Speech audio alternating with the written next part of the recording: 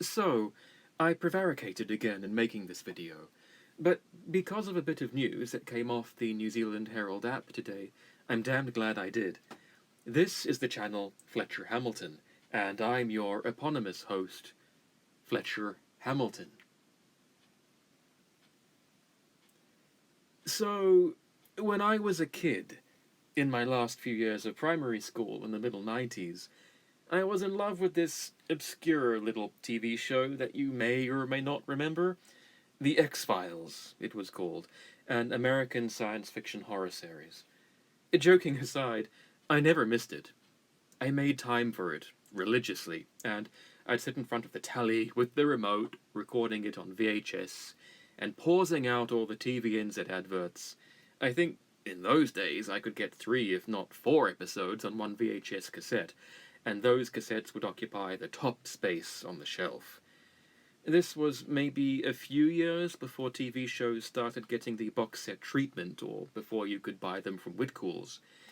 In lists of my favourite TV shows, lists that always included Ren and Stimpy, X-Files frequently made the top. The entire premise was built around the folly of investing any trust in the government, who, in the narrative of the show, routinely concealed information and deceived the public and manipulated the public and sometimes murdered members of the public with a clandestine intention. Secret plans that wouldn't have been too healthy for humans when they got rolled out. In this case, it was that the government were facilitating an alien invasion, presumably with the agreement that the humans instrumental in helping the aliens would be spared by the aliens when they finally arrived on Earth. So, regarding the New Zealand government, no, I don't think they're aiding and abetting an alien takeover, nor do I think they'd have the requisite brain power to do so even if they wanted to, which is either good news or bad, depending on your perspective. But what I am worried about is the government's New Zealand COVID-19 tracer. It's sold as tracking and managing the pandemic, but it does those things by tracking the personal mobile data of those who install the app on their devices. In Australia, I think a similar thing is hawked with the claim, saving lives and saving livelihoods. But even if the government or subsidiary authorities implement a policy or a procedure that genuinely advantages you, what is the cost to you? What are the ramifications for your personal autonomy? You have to ask, is this designed to help me, with only my interest at stake 100% of the time, or is there some other ulterior agenda? I'm not even saying that it's the primary agenda. Maybe the primary agenda is to help you. But do you think the government really care about you to that degree that you'd potentially entrust them with your electronic whereabouts all the time? Why the hell not just wear a dog collar when you go out in public, or get an ironic barcode tattooed on your face? Only it wouldn't be so ironic, because you would have become literal government property, or so I would argue. I want to be really careful here, though, because I'm not going to deny that there isn't any potential danger, however minor I might think it is. The degree of danger that COVID-19 represents is up to you to decide. I'm not even saying that you shouldn't download the app. I'd only hope that you do so with full awareness of the potential loss of self-responsibility, autonomy, and all reasonable expectations of privacy, if you deem it worthwhile to offset those things to government overview. I can't deny it has some agency. There might be some cases where it's useful to be able to track the past movements of anybody who gets diagnosed with 19, and to ascertain fairly fast who they might have come into contact with.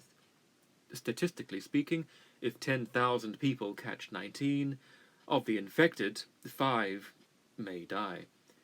Probably they'd be older than the average age of death in the population anyway, and they'd have comorbidities like diabetes, or hypertension, or neurovascular disease.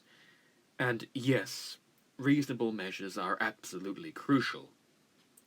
However, do you really want to entrust your whereabouts to the government in the form of the National Close Contact Service and surrender to them any last vestige of privacy, maybe the most fundamental right you still have? Life is inherently dangerous. I'd caution you all as to the possibility that you're not reducing danger in entrusting yourself to the government. I'd argue that, especially in the long term, you're taking a far greater risk than you'd realize. The risk is potentially greater than having minor sniffles for a fortnight. The risk is that you lose some fundamental responsibility that you have to yourself.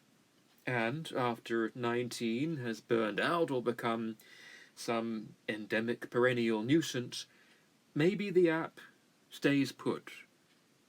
Maybe they continue to track you on a semi-permanent basis. Maybe the icon on your screen vanishes, but the data pertaining to your personal movements continues to be monitored and recorded. So, to what degree will this data be kept confidential, both in the short term and the long term? Will it be encrypted and only accessible via a court warrant? We now know that police require no warrant to enter your home, so it stands to reason that no warrant would be required to unscramble your coded information, if it's even encrypted at all. How long would the data be retained? Until December 2020? Until the summer of 2021? Indefinitely? What other parties could information of your whereabouts and medical status be shared with? Could that data be leaked? Could it be stolen? Could it be subject to sabotage? This is some X-Files level shit. And I'm really surprised after a TV show nurtured a relatively healthy distrust of government, just a mere 20 years later, or 2 years if you count the reboot, people are perfectly prepared to retreat into the protection of the government, like little chicks hiding under the wings of Mother Hen, poking their heads out to laugh at those damned fools sunbathing in the park, posting videos critical of pandemic measures on YouTube. Let's take a stab at some sums.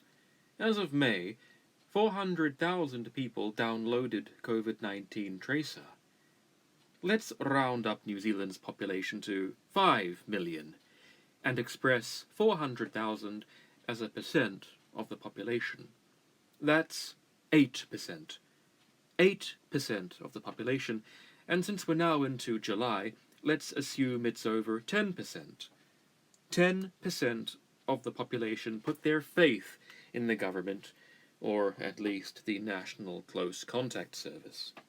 I'd argue that they did so thoughtlessly, even if they were motivated by genuine fear or a legitimate, if misguided, sense of civic duty.